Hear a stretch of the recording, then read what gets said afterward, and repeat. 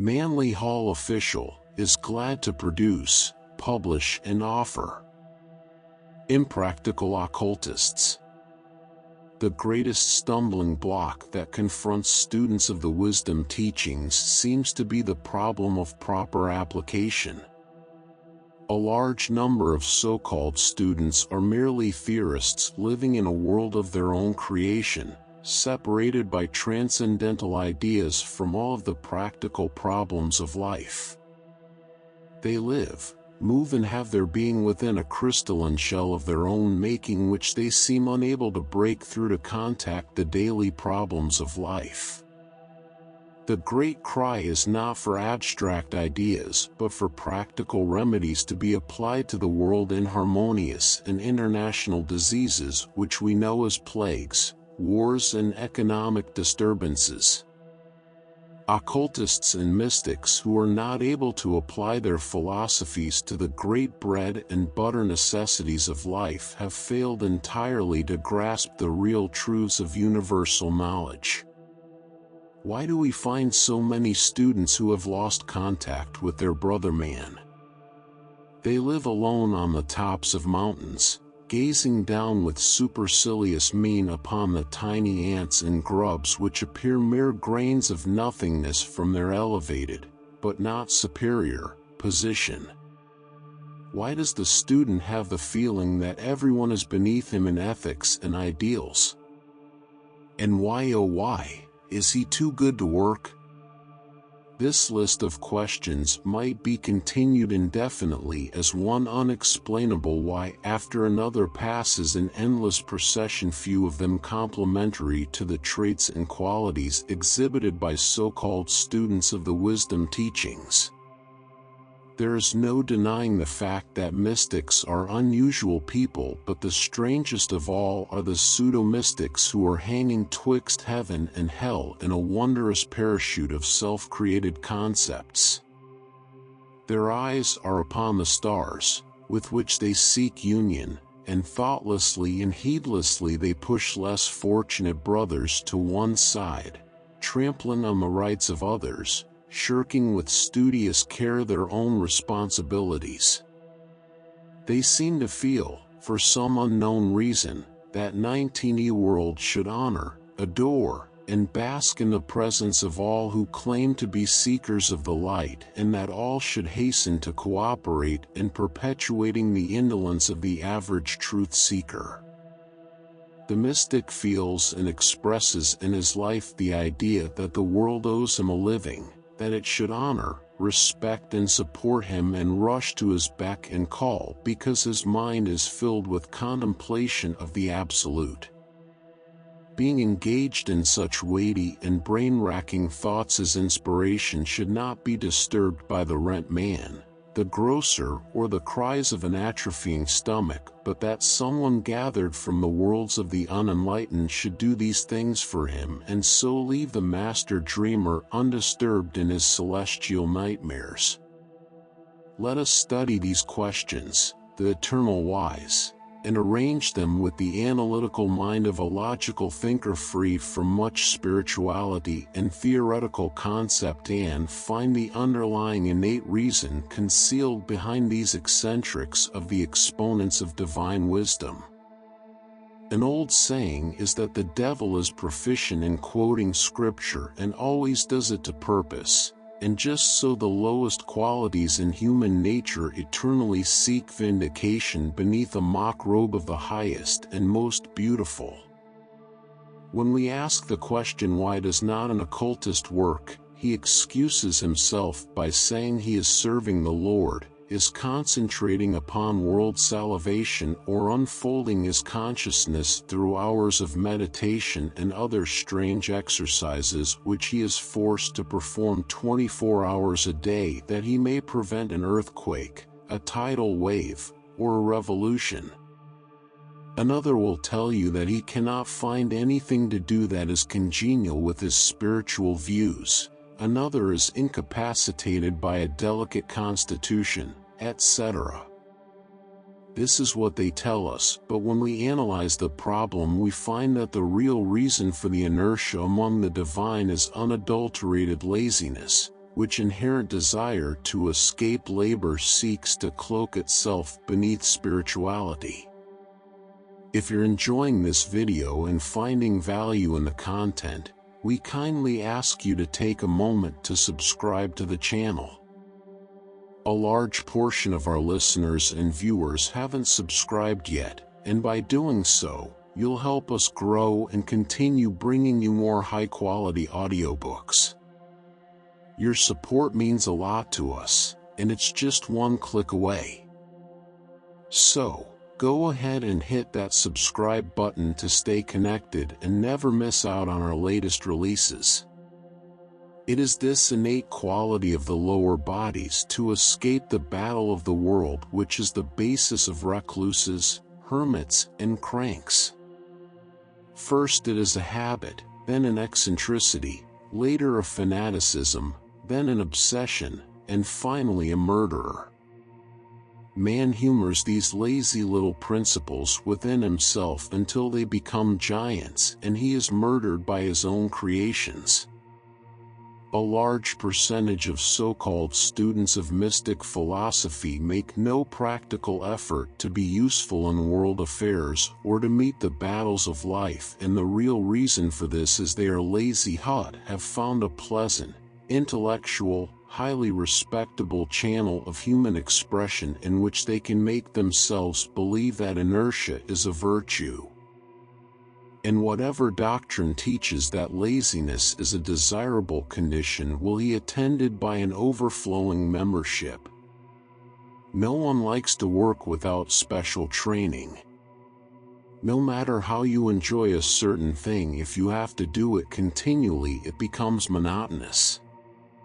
The human soul cries for freedom from routine, and so our mystics assume various gymnastic poses. To quote authorities on the subject, they aspire to soar as eagles from crag to crag. So we see some generously proportioned disciple of things spirituals trying to balance gracefully upon one toe on a pinnacle of ethereal cloud waves, or to flutter aesthetically from moonbeam to moonbeam, crying in ecstasy as the gentle zephyrs flush his cheeks, free as a bird.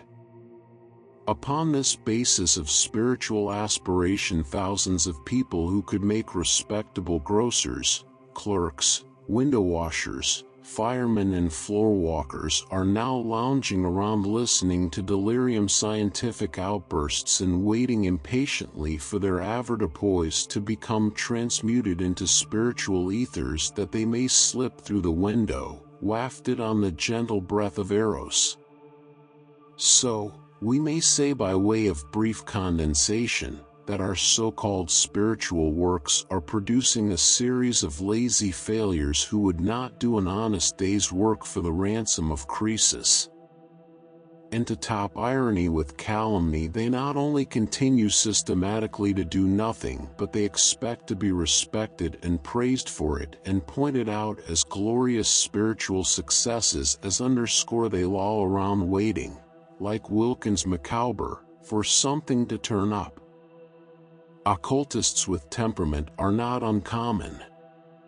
Some simply can't stand a breath of air. Others are overwhelmed with nausea when they contact an ordinary human being. Some are shrouded in repugnance when it becomes necessary to converse with a menial person, while our scintillating lights of brotherhood edge gently away from such individuals as bricklayers, butchers, and ministers. Most of our mystics have super nerves, and a large percentage of them have that peculiar disease which turns the backbone into a wishbone, said wishbone being very wobbly and lacking sufficient strength to permit the individual leaning himself against it. This makes it necessary for him to find someone else to lean on, to tell his troubles to and blame for all his failures.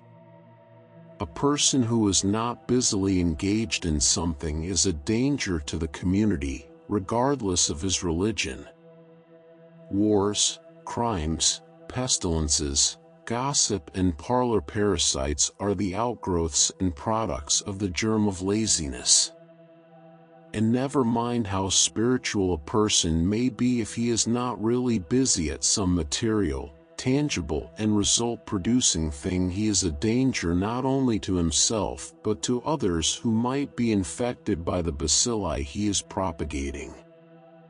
The sooner occultists get the idea out of their system that it is degenerating to be one with the world, the sooner they will really become spiritual. Taking it as a general entire, at the present time the mystics, New Thoughtists and so-called spiritual students are the most unreliable series of people alive. Their word is not worth shucks, their powers of concentration are nil. They do not know one end of an umbrella from another, and are as lazy as all outdoors. When put to work to earn their daily bread like the rest of suffering humanity, all they do is stand around and try to impress others with the necessity of realizing that an electron is smaller than a molecule or that God is all there is. This class entirely overlook the fact that if God is all there is, that it is unnecessary for one part of him to tell the other part about it. If each will mind his own business, God will take care of the entire. There is no class more dangerous than the soul savers who, having just found a little light, become overly enthusiastic about it. They rouse you out of bed in the wee SMA hours, serenade under your windows, or make you stand out in the backyard while the muffins are burning, informing you that your present concepts are sure to result in a permanent Turkish bath for you after demise. It is the height of sarcasm to have some worm-eaten individual whose handclasp reminds you that your fingers have closed over a clam, whose limpid personality has neither black bone, strength, activity, nor even the human attributes of cheerfulness, come up to you with tears in his eyes and try to save your soul or illuminate your consciousness in the ways of success, at the same time borrow $2.98 until next week. Now comes a still more important problem. Oh, why are all occultists broke? There is more pecuniary embarrassment among our modern spiritual demonstrators than in the immigrant class.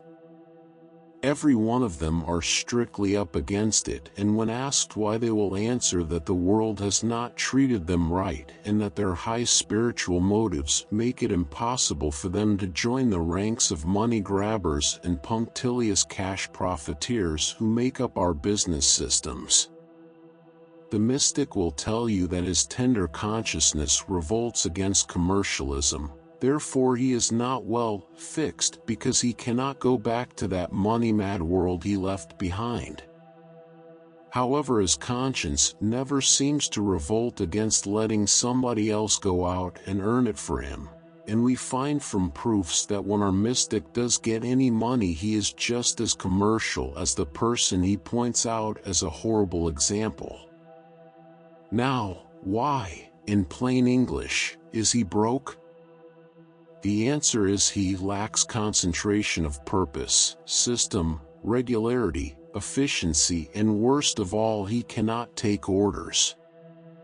The average occultist will condescend to be the leader of almost anything, but to be an office boy shocks his tender sentiments. He believes that his knowledge of rounds and periods should make him of inestimable value in a boiler factory and qualify him to be the president of a paper-clip manufacturing company on general principles. The fact that he has a personal contact with God should highly recommend him in the world of affairs, when in reality it only places the taboo mark on him, for the businessman has found that dreamy mystics do not sell china well nor peg good shoes. One of the main reasons why occultists do not succeed in business is the fact that the world is filled with a number of people, each one of them desiring to think as he pleases, wear what he pleases, eat what he pleases, and smoke stogies if he so desires. When he goes to buy a pair of shoes or have an inch sawed off of his cork leg and the salesman tries to baptize him or initiate him into the value of hops tea, He does not usually return but goes where they sell shoes instead of scintillating advice. There is a very wide gap between heaven and earth, and the businessman who lives in heaven all the time will undoubtedly lose his customers. Heaven is a very abstract space. It does not satisfy an appetite nor vulcanize tires, and the individual who tries to live there all his life will undoubtedly reach his goal prematurely as a result of starvation. And the worst part is that these occultists will never reach heaven by the routes that they have assigned for themselves, but day by day in every way they are going further and further astray. Their theories will not bring down the price of milk in summer nor clean the mosquitoes out of the Jersey flats. They will not inaugurate an era of brotherhood. If the modern religious mystic got hold of conditions, we would have a smotherhood rule instead. We have wars regularly, earthquakes per annum, pestilences, crime waves, etc., just as though occultists did not gather around their cold slaw like the farmers used to do down in Rumpus Ridge, where they discussed the next election over the checkerboard. And when all is taken and boiled down, in spite of much talk, there are very few occultists who have really done anything for themselves or anyone else which they couldn't have done as atheists just as well. All they have amassed is a series of intellectual concepts and theoretical speculations which have never been applied and would not work if they were. That rather hazy word truth covers a multitude of sins. The realization of God covers a lot more. The impersonal is a mystic trampoline, while divine love reaches entirely across the gamut between bootleg and blackmail. But all this does not produce honest politics, nor do the great international problems adjust themselves through our mystic luminaries, and if it was not for the work of a few who really do know and do apply, things would be in a very sorry plight indeed. There is but one answer to the question, and that is the practical living of a life of daily service and helpfulness in the community. When the student applies to living problems which surround him the theoretical knowledge which is useless until so applied, he will be an occultist, but not before. While the occultist evades the material world, he overlooks one of nature's most fundamental laws. Let the mystic remember that he was not ordained to be ornamental, but to be useful. He should also remember that hell, not heaven, is to be the field of his activities, because from last reports heaven is quite able to take care of itself. A mystic who believes that heaven is to be his resting place and that he will be privileged to lounge forever on a bed of phoenix feathers to gargle nectar and ambrosia through sunbeam straws has a cruel awakening before him. He may as well get used to adversity right here, because in accepting the Master's work he has signified his willingness to give up the comforts and peace which mark material existence and work in any way which may be given to him in the name of the great light which he is seeking to discover. The realization that the world's salvation depends upon the willingness of mankind to learn lessons is of great importance, and students who go around fussing and stewing because of the adversity which surrounds them are not setting examples worthy of a moment's consideration. The world needs practical people. It needs better lawyers, better doctors, better ministers, government officials, and able citizens.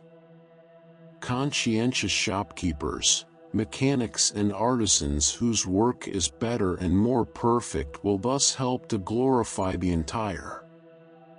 All constructive works are noble and worthy, and conscientious labor with the ability to master the unpleasantness of routine is necessary for advancement. The average occultist does not realize what an important place a handshake fills in character analysis. Have you ever shaken hands with a mystic? Try it sometime. You will find that his hand slips out between your fingers before you can close them. His hand is clammy, mushy and semi-glutinous while the fingers never exert themselves sufficiently to close. The arm and hand droops and the mentality, power and health is in exact accordance with the lifeless member. Their voices are sing-song and no deeper than the front teeth, and they are prone to sighing, which is a sign, we believe, of a collapsing diaphragm. Their backs are weak, their knees wobble, and they are spending their lives eating predigested pickles and non-protein prunes a la swayback in order to piece out an absolutely useless existence. If these were outpourings of the mystery schools, occultism would have died ages ago. But thank goodness, these peculiar specimens are not occultists nor students of anything. They are too weak in most cases to chew their own food mentally, spiritually or physically, and are merely collapsing organisms we are using occultism as a refined method of disintegrating. You will find the true disciple of the mystery school out doing things in every walk of life, whether it is driving stakes, carrying girders, building homes or cleaning drain pipes. He is at work. He sings at his labors while the weak and lazy sigh at their inertia. His body is strengthened by toil, his hands are blistered with the world's work, and ever in his heart he is the master mystic. For his hands have built the dreams of his soul into the things his brother needs. He has built homes to shelter the children of men. He has cleaned the drains that they might be well. His own work is carried on as a menial, but he is the one who has won the game. Many a god has bowed in humble servility to one far less than he, while many a fool has stood on his hind legs to sneer at the divine. A knight of the Holy Grail. There is no more terrible product of human individualization than that great desire for supremacy, territorial acquisition and personal vengeance which we know as the cause of war. In spite of the fact that nearly every doctrine of mankind speaks for peace and that the very faith of the world is one of love and cooperation, still the eternal combative principle of man continues to bring down upon itself that terrible pestilence, that international disease which we know as war. War is far more than what the average individual knows concerning it.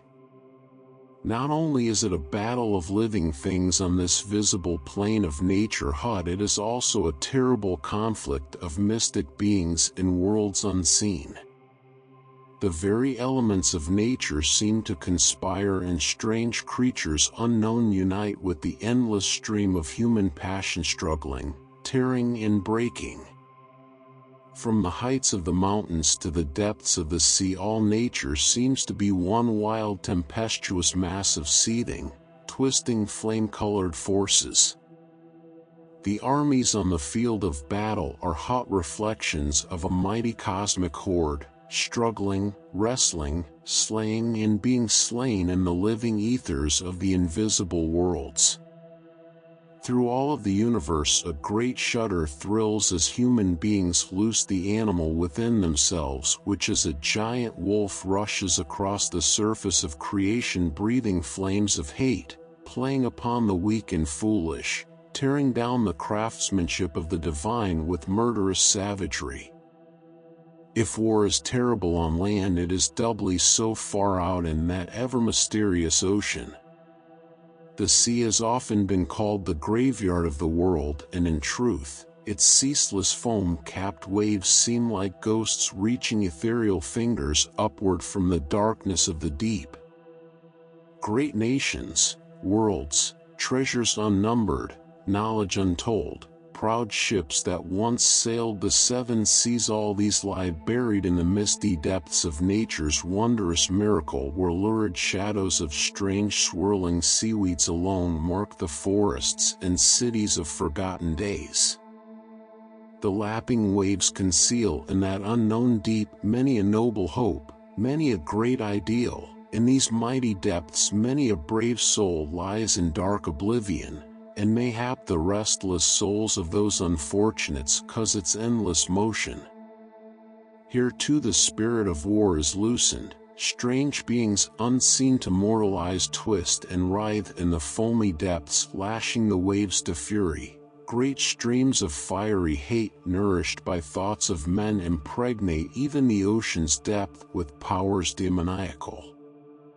The bloodshed, the lust of loosened passion and uncured desire thrill through the mystic currents of the sea as through the land, and strange, low, moaning sighs seem to echo into a wild mystic sob which tells of the broken heart of the world. It is not man alone who feels that awful break which stays creation's plan when the leprous pest of war is loosened. Both God and nature combine in sorrow at human ignorance and man's perversion. Plant and animal, stone and star, all feel when the red powers of Mars are loosened. All nature shudders and armies of mystic demons struggle in the clouds of smoke and gas that cover a battlefield. The salamanders battle in the flame of the firebrand and carry with lustful gleam the sparks that lay a nation bare. The twisting undines surge through the ocean clouds of spray, while from the skies the sylphs launch hurricanes of gas and wind upon that puny being called man, who feeds the worst in all the universe with his hates and his desires. As the gods of creation wrestled in the throes of cosmic birth, so those flaming demons of darkness and armies of hate live on that mystic something, that strange effluvia of death which rises as an unnamed stench from the battlefields of a great war. Like the drunkard gloating over the alcohol which destroys him, like the drug fiend and the morphine to which he is a slave, so the demons of death and hate live and grow strong, for a time at least, upon the thoughts and hates of man, which rise in a great cloud of murky hue and float over man's greatest perversion. All over the world this perverted energy is felt. The internal fires of the earth are loosened and streams of lava pour down the mountainside. The curse of pestilence and crime bathes the world in blood. Each country, city and hamlet feels the presence of the angel of death as the powers of hell are freed from the bonds of decency. The spirit of the plagues, that brooding shadow that bespeaks mortal doom, carved by human thoughts from the unformed substances of chaos, hovers as a great ghoul of evil over the world which it blasts with its flaming tongue and tears with its clawed talons. This creature is the reward of war and is given birth when man forgets he is a man and becomes a beast once more, yes, a beast lower than a brute. It was a gloomy night during the European War, probably the greatest struggle which the world has ever known, and the darkness was lighted for those who had eyes to see by millions of lurid sparks, strange snaky forms and creatures of an opium dream. The whole astral plane a seething mass of hate and glowing coals of passion. Already the low rumblings of internal flames warned that the end of human rulership had come, while the beasts of desire, not human brain, governed the actions of man. The ocean was as silent as a tomb. Even the ceaseless moaning of the sea was so subdued as to be inaudible. Suddenly a low swish, and a great dark form rose out of the darkness to be silhouetted against a starless sky. A mighty ship was passing as silently as a specter through the seemingly boundless night. All lights were out and not a voice could be heard, for the vessel had entered the danger zone. The submarine warfare which marked the European conflict was a terror hard to combat, and in breathless fear and trembling each passenger waited, hoping that the thing they feared would not occur, and that the crash and thrill which spoke of torpedo or sunken mine would not send the gallant ship to an untimely end. The captain, his hands clutching the rail, stood on the bridge peering into the darkness, while the crew stood around with bated breaths, for the ship was carrying contraband. Any moment might be its last. Silently it plowed on its way, the soft swish of waves and the low throbbing of engine the only audible sounds. Had the captain been able to gaze through the darkness and gloom that stretched out through the infinity of night, he would have seen a dark shadow pass swiftly through the water, apparently without sound nor shape. He might also have seen a thin streak of white foam pass silently over the surface of the waves towards the darkened form of the mighty vessel. Suddenly the tense hush was broken by an explosion, and a vivid flare lit up for a second the troubled water, showing the long tube-like shape of the submarine shining with silver spray as it vanished beneath the waves. In a second all was uproar on the great liner, and cries and shouts broke the stillness, for the torpedo had struck a fatal spot. Explosion followed explosion within the ship itself, which reeled and twisted like a stricken animal. The hoarse voices of sailors, the cries of frightened passengers, the swift issue of command, the shriek of lifeboat pulleys, and the unleashing of pontoons all showed that a great excitement had taken the place of the silent dread. A great cloud of mist suddenly swept over the ocean in dense billows, shrouding the vessel and its terror-stricken passengers in a gloom intangible. The last lights vanished, and nothing remained save a surging maelstrom of shadowy creatures of the fog. Hours passed, and the rising sun scattered the clouds of darkness. But as it rose it shone down upon a troubled sea, for the waves had risen to fury, fanned by a half-gale from the south, and as far as the eye could see nothing was visible but white-capped breakers. The ship had vanished. Here and there a broken piece of wreckage marked its resting place, while an overturned lifeboat told a sad story all its own. The mighty ship was sunken forever from the sight of men, and not one had survived to tell the story of its going, for the storm-swept sea had engulfed the last eager hope of those fated souls. Hours passed, the waves stilled, and slowly the great troughs subsided until a great calm rested upon the ocean, which stretched serene and blue as far as the eye could see, concealing all traces of night's tragedy. This is all that man knew.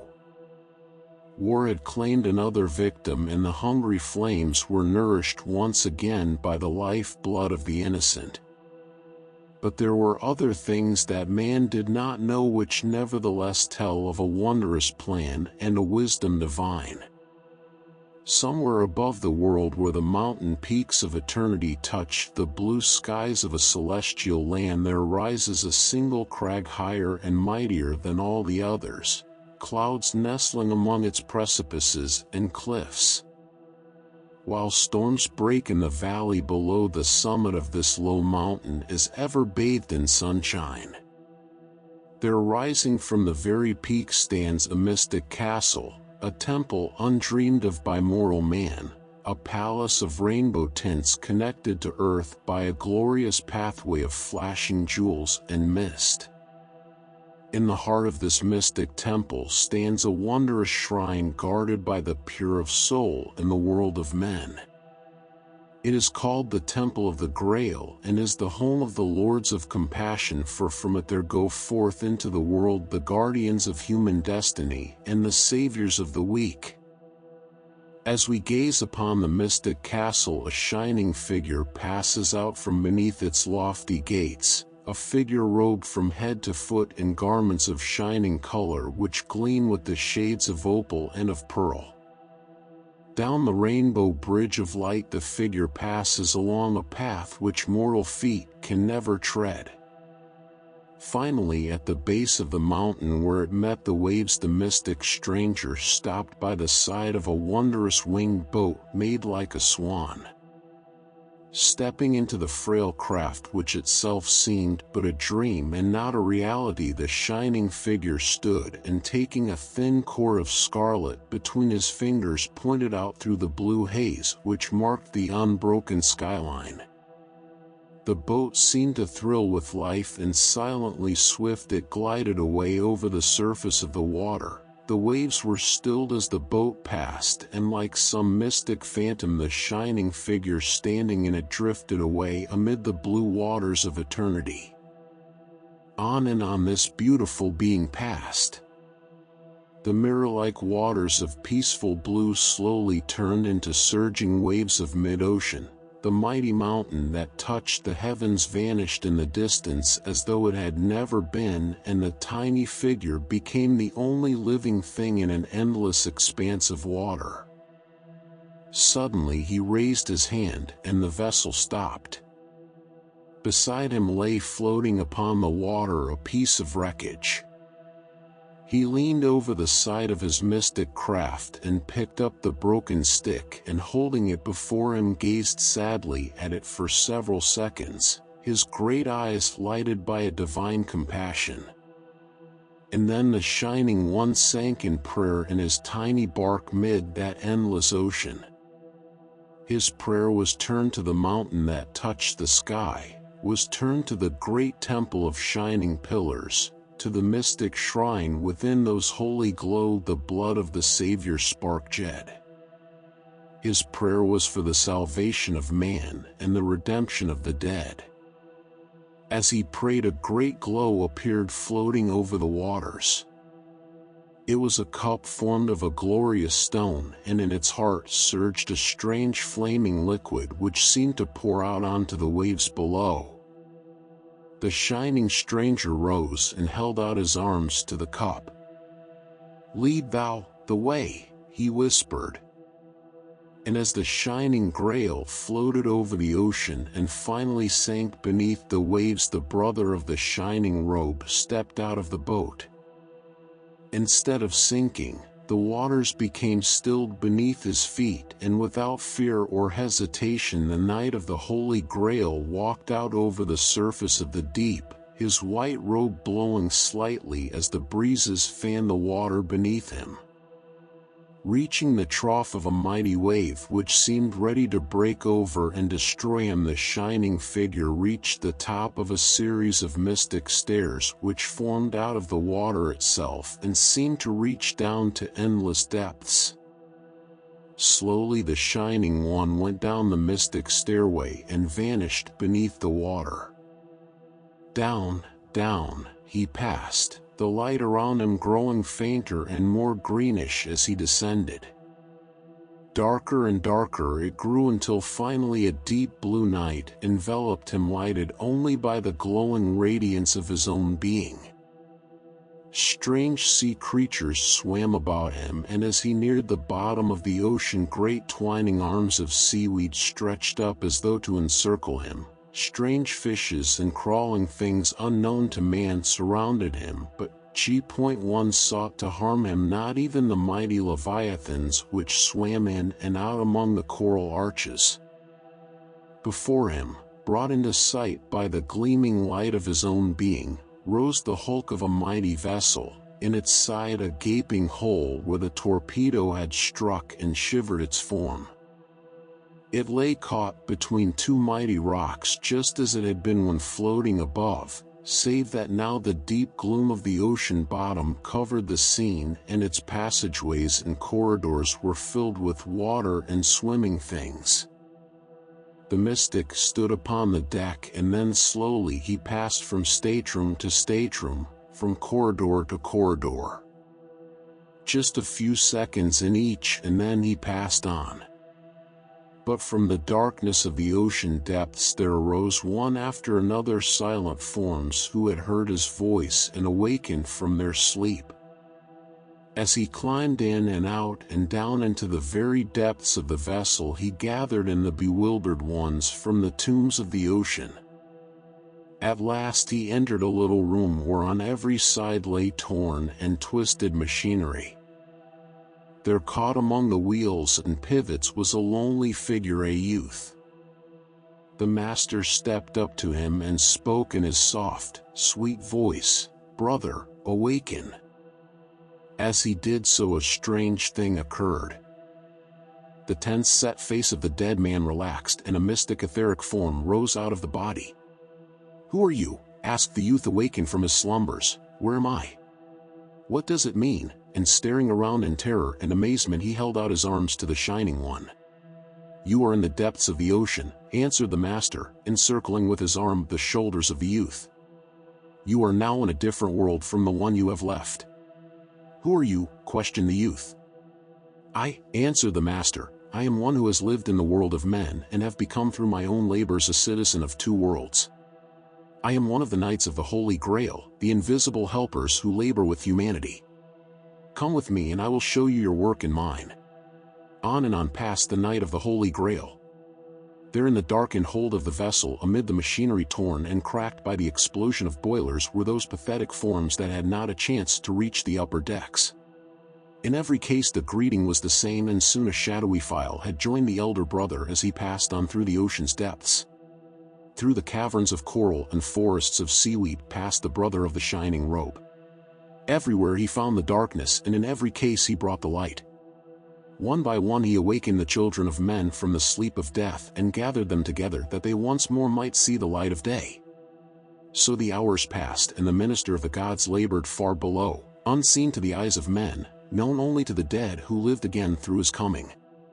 At last the work was done, and the hundreds who had been cast into the great eternity by that single torpedo were freed from the bonds of the unknown, freed by the master of the Holy Grail, and shown the way to a life anew. Slowly the shades of evening fell again over the ocean, but a great peace was now upon the face of the deep, for no longer the souls of men lay in darkness. The master had brought them light. The little swan boat of ethers still floated upon the waves, and there slowly appeared, climbing again the steps of the ocean, the gleaming figure of the master, and behind him a wraith-like train of phantom forms. Reaching the little ode, he stepped again into it and pointed in the direction from which he had come.